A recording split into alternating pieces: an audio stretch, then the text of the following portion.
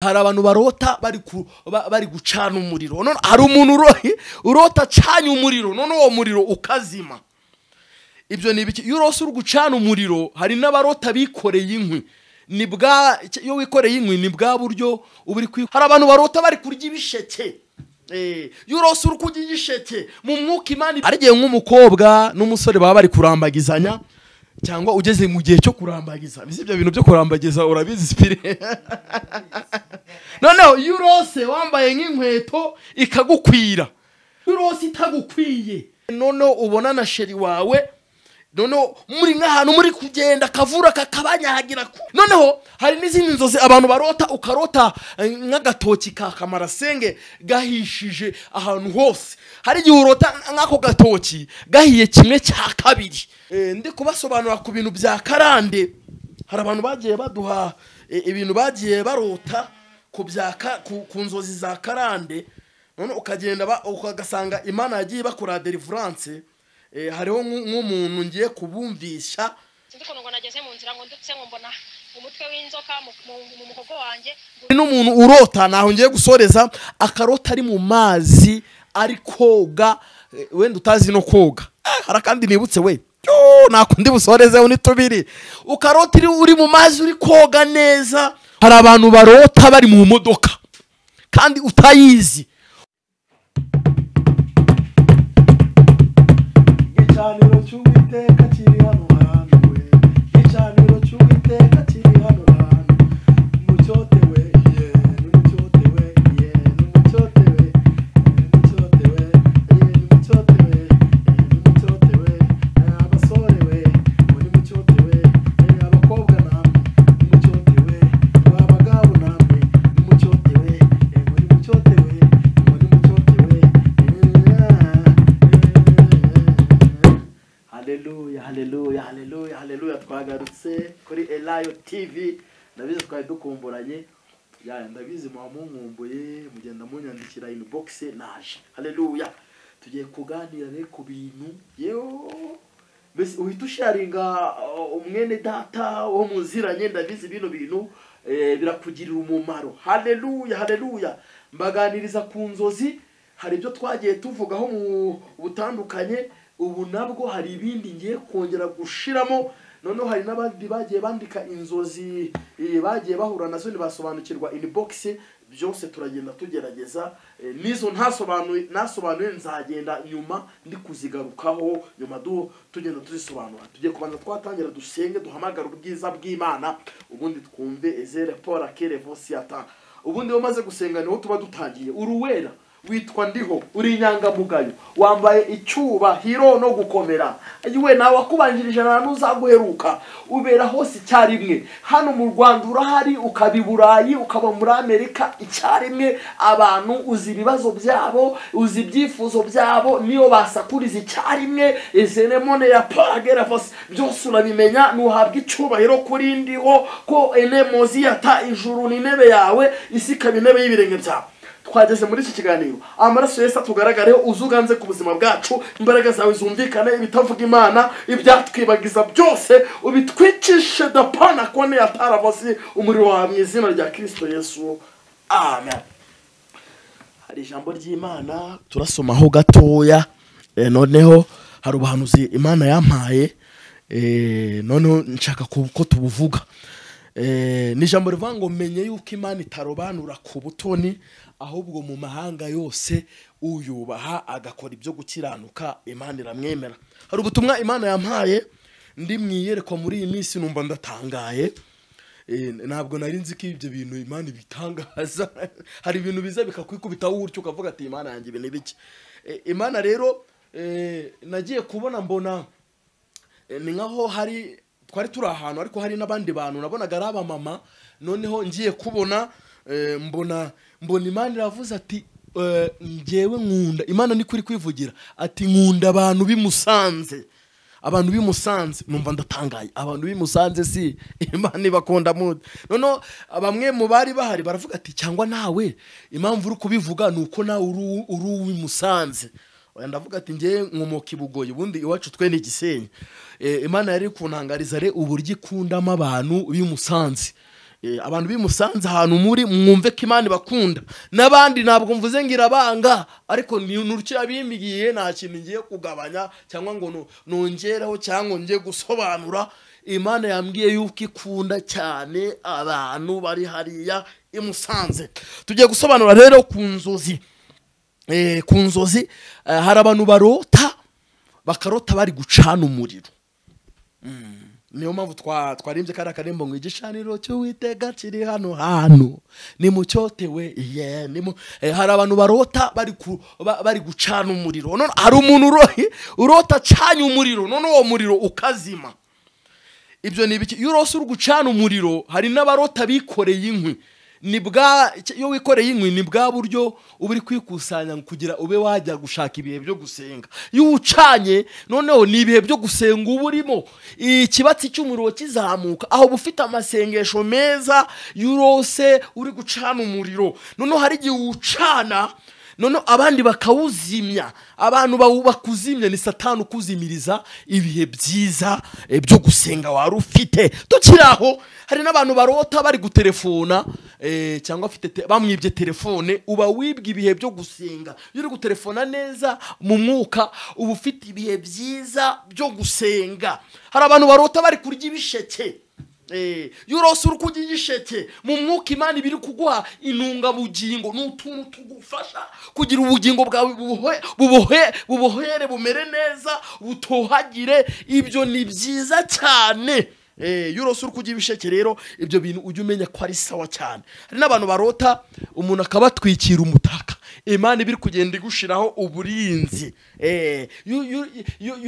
utwikiwe umutaka ibyo bintu ni byiza cyane Imana ibiri kugenda igushiraho uburinzi ibyo bintu ni sava cyane noneho hari abantu hari gihe nk'umukobwa n'umusore baba bari kurambagizanya cyangwa ugeze mu gihe cyo kurambagiza ibyo bintu byo kurambagiza urabizi spire noneho yurose wambaye nk'inkweto ikagukwira wabyumvisha aho wa musore uri kugutereta ujye uvuga ati nibye yurose itagukwiye aho ujye uvuga ati uyu ntabwo ari uwanje iyo nkweto nawe kore kundeba byakubaye aho iyo nkweto ntabwo ari yawe bamwe rero bari hari gihe noneho ubona na sheri wawe noneho muri nk'ahantu muri kugenda kavura kakabanyahagira kumugisha keza aho Imana iba yavuze ati nge nateyeho kashe ni confirmation iva mu ijuru aho mbasi Imana iba yavuze ati nibye ni sawa cyane ibi bintu ndabishyigikiye noneho hari n'izindi nzozi abantu barota ukarota nk'agatoki ka kamarasenge gahishije ahantu hose aho Imana biri kukubwira amasezerano yawe yagize igihe cyo gusohozwa hari igihe urota nk'ako gatoki gahiye kimwe cya kabiri none yagaye kimwe cya kabiri hari abayenda hari igice kimwe kiba cyarasohowe cy'amasezerano yawe hari n'ibindi uba ugomba gutegereza hari n'abantu barota nk'umuntu urugero ukarota inkoko iraririye amagi ayo ni amasezerano Imana iba yaraguhaye hari igihe ituraga rero hakavamo nk'atanu y'amahuri aya mahuri ni bamwe bagutuburiye babahanuzi bakuvangiriweho ni bamwe mbese wagize ngo ni Imana yavuganye nawe kandi n'abakuvangiriweho ariko yituraze igaturaga twose Imana ibibisohoje byose yakubwiye nana kimwe wibwe hari umara gusohorezwa newe nevosi hari kandi nibutse we hari umara gusohorezwa aya masezerano inkoko imaze guturaga none byamara kuba none agacaka gahita kiba yamishwe reka kundi waba ugeze mu kazi ukirukanwa ujye ubera amaso amasezerano yawe hari n'akandi kantu rero hari abantu barota bari kuzamuka umusozi ukarota uri kuzamuka umusozi wagera hejuru ukenda kugwa ukongera ugasubira inyuma hari n'urota yenda kugwa akagwa mu manga kogwa nabi none akabona umuntu aramuza ahise aza akamufata ukuboko deboya na mose abo iyo ni Imana ibikuzamuye none hari gihe uwo muntu agufata ukuboko ukongera ukazamuka wagera hejuru ukongera ugacyamika hari ibintu biba bimeze nk'imisozi hari umuntu mwavuze ngo yewe wa musozi we wiyitiki imbere y'umugaragu wanjye Zerubabeli hari ibintu bimeze nk'imisozi none Imana ikaguha kuwucyamika Imana yabwiye Abisirayeli babwira ati igihe mumaze kuri uyu musozi kigize gute kirahagije ni mucyamike igihe umaze muri ubwo bukode bukode, igihe umaze muri ubwo bukene, igihe umaze muri izo ntambara, nawe urabizi Imana nibyo bigerageza biri kukwereka warurimo, none bakubwiye ati cyamika nawe ryamusinzire, gera muri Kanani yawe ku musozi w'ubushomeri wo gusabiriza, wo kwambara sapone yanamokere. Imana rero ibikubwiye ati nawe umusozi uri kuri imbere uriduke uhinduke ikibara. Izo ni inzozi abantu bagenda barota bakavuga ati ewewe ibi bintu byavuye. Noneho ndi kubasobanura ku bintu bya karande. Hari abantu bagiye baduha ibintu bagiye barota ku nzozi za karande, none ukagenda ukagasanga Imana yagiye bakora deliverance. Hariho nk'umuntu ngiye kubumvisha Imana yasuye rwose yamwereka ibintu bikomeye cyane. Uyu muntu mubumvishe Imana yamweretse ibintu uburyo yamukoreye deliverance, uburyo Imana ikorera abantu deliverance mu nzozi. Aka kantu nkabumvise. Uyu ni umukobwa wanjye mfasha mu mwuka, urukumva yaramaze kumpamagara, amaze kumubwira ati kugira Imana igukorere deliverance watura uri ikintu cyose aho wamenye ubwenge, ugakuraho icyaha wakoze cyose, ugakuraho umwanda wose. Amaze kubikora rero mwumve uburyo Imana yamusuye mu nzozi kugira imukorere confirmation yuko yamukoreye deliverance. Imana rero ubundi Imana imaze kukubohora cyari gukuye muri iyo minyururu, inarabikumenyesha ko yabigukoreye. Katwumve uburyo Imana yamukoreye deliverance. Nyine ngo nabonaga ndahantu nyine ngo twagiye ahantu ngo mu kirori, ubwo ngubwo ngo tumaze kurya ngo sinzi kuntu nagiye ndi gutaha, ugeze mu nzira ngo ndaruka, nkajya numva ngo ndashaka kuruka bikancanga nyine nkibaza se nabaye iki, ngo sinzi kuntu ngo nageze mu nzira ngo ndutse ngo mbona umutwe w'inzoka mu muhogo wanjye ngo kirimo kirashaka nyine kuva mu kugira ngo nkiruke, ngo nkajya nihaga ngo bikanga, ngo nihaga ngo bikanga, ngo ikiyoka kigeze hagati na hagati mu muhogo wanjye ngo ikinwa cyacyo nyine cyasohotse, ngo ndagomeza ndihata, ubwo haje gushira akanya ngo haje umuntu baragifata aragikurura cyane, ngo amaze kugikurura kigeze aho agifata nyine ngo agica umutwe ngo kugira abone ukuntu agikurura nyine kitaza gusubira inyuma ngo kisubire mu nda nyine. Ndagomeza ndakiruka, waje gushira akanya nyine mbona nakirutse, nkajya nkicaho nyine nkabona ngo rwa ruyoka runini cyane, ariko nyine ngo kururuka byari byangoye nyine nkabona nkagomeza kwihata rero byaje kurangira nyine ngo mbona nakirutse, nkajya nkibona ahantu kiri nyine ngo twagiteretse, nkajya nkicaho nabonaga ari ruyoka runini rw'umukara nyine. Hano rero ewana y'Imana igukuyemo, ni Imana ibibyikoreye, niba igukuyemo urwo ruyoka ibigukoreye deliverance neza. Niba bari baravuze ngo nuzashaka, hari abantu baba baravuze ngo ku myaka 18 muzaterwa inda, uzahera iwanyu, uruvuga sanga abantu nta terambere, nta bukire, nta muntu w'iwanyu uzagira imodoka, nawe uzajya hanze. Ibi byose ni iyo mikoshi n'imiki byose na za karande Imana ibiri kugenda igukuraho. Hari n'umuntu urota, naho ngiye gusoreza, akarota ari mu mazi ari koga, wenda utazi no koga. Hari kandi nibutse we nakundi busoreze unitubiri, ukarota uri mu mazi uri koga neza, uri koga amazi neza, aho Imana ibiri kukwe muri ayo mazi ibiri kugenda igukoramo deliverance, igukuraho imikoshi, imyaka, icyangiro, ibiki byose. Ibyo ni byiza. Hari no ahantu nsoreje, hari abantu barota bari mu modoka kandi utayizi, ukabona uri gutwara imodoka neza utuje kandi utanayizi mu buzima busanzwe. Iyo yitwaye neza Yesu we ku bintu by'imodoka kambivuge neza, mbisobanure neza, ukabona urayitwaye neza kandi mu buzima busanzwe utayizi, biravuga ngo uburi kugenda mu buzima bw'agakiza neza iyo yitwaye neza iyo modoka. Ariko iyo uri kubona uri kugenda uri kugonga, urukumva nyine kugonga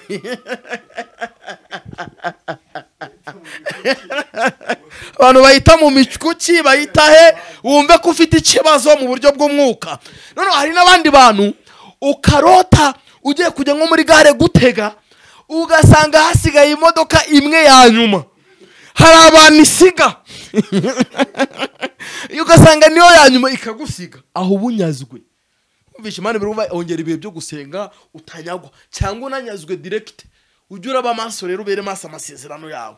Ariko hari igihe ugera muri gare ugasanga hasigaye mu mwanya wawe umwe, ugahita wicokamo, Imana bari kuvuga turi umunyamahirwe uri umunyamigisha ni ngewe bikoze nanze kunyagwa niba ari akazi warugiye kunyagwa niba ari iki ni iby'Imana ibi zemona taragone ne boketa ya vosi erevo keta ya kwara kandi we imwuka ari kunyibutsa abantu barota bafite imfunguzo ya ukagenda ugafungura urugi rwa mbere no gufungura umugisha wawe ukinjira mu mugisha wawe iyo ufite urufunguzo Imana ibikubwiye ati nguhaye go ahead niba ugomba gufungura kugira ugere mu gihe wenda n'urugero cyo gukora ubukwe fungura winjire muri cyo cyumba ubukore niba hari n'ibindi bintu Imana yarakubwiye ati uzajya muri Amerika isi yose uyigire iguhaye imfunguzo y'amaviza y'abiki byose iyo ufite imfunguzo mu buryo bw'umwuka Imana ibiguhaye go ahead kugira winjire muri Kanani yawe nizo nzozi rero abantu bafite ibibazo bafite izo barose bakibagirwa hari nakandi nzababwira ibanga rituma urota nubyibagirwe icyo kintu nzakibabwira iryo banga rituma urota nubyibagirwe ubera amaso isaha ya saa 9 ibyo bintu nzabibabwira iyi saha ya saa 9 abantu batabyuka saa 9 mufite ibibazo iyi saha ibintu nka 20 bingahe bikwemerera bituma utagomba kugotwa kamvuge kugotwa iyo saha ya saa 9 ibintu nka nzabibabwira byose saa 9 yirukana za karande saa 9 tumukura mu mwuka saa 9 tumawuzura umwuka wera hari ibyo wanyazwe ukabyuka saa 9 za ninjoro Imana irabikugarurira saa 9 bone ya bokera vosia hari ibyangaga bicamo saa 9 nzababwira iryo banga ubundi neza abantu bazifuza kutuvugisha muzahamagara 0784 414 998 0784 414 998 Imana ibaha umugisha shalom shalom shalom